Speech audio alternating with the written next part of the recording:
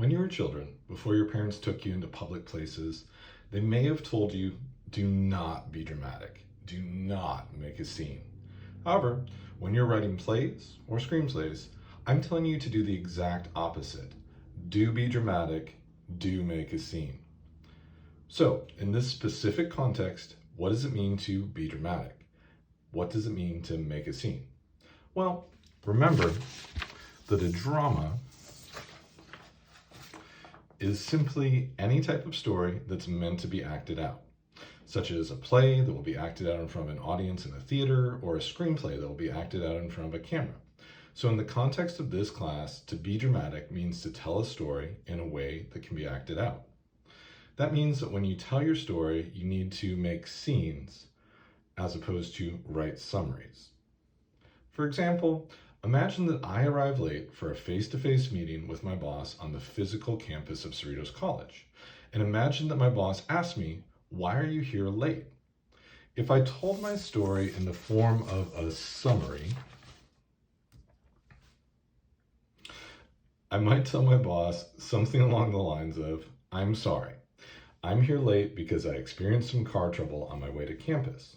Now, while that might be a true story, it is not an interesting story.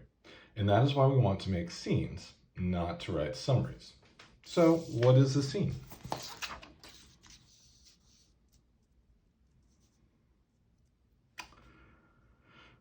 For the sake of this lesson, let's define a scene as a unit of drama that happens in one place at one time. If we want to be fancy, we can express that same concept by saying that a scene has a unity of time and place. And how do we make a scene? Well, first we want to establish a setting. That's the time and the place that we were just talking about. Then we want to populate that setting with characters. Those are, of course, simply the people in your story. Then, in a drama, we want those characters to take visible actions and exchange verbal dialogue.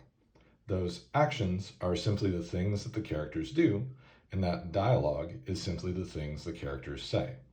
Finally, to make our story more interesting, we want that combination of actions and dialogue to create suspense, that type of anxiety we feel when we don't know what's going to happen next. Okay, so let's see if I can replace that summary. I'm here late because I experienced some car trouble on my way to campus with a scene.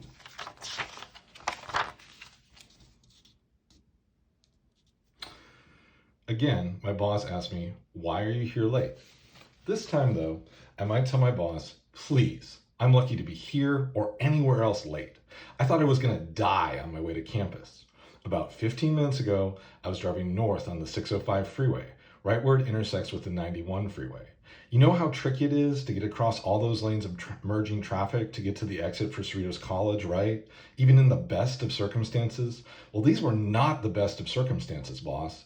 Just as I was about to start crossing all those lanes, my back right tire blew out. All of a sudden, I found myself in a life or death struggle, wrestling with the steering wheel of my suddenly swerving car while weaving through the traffic from the 91 merging onto the 605. In a panic, I cried out, is this the end? Am I going to die?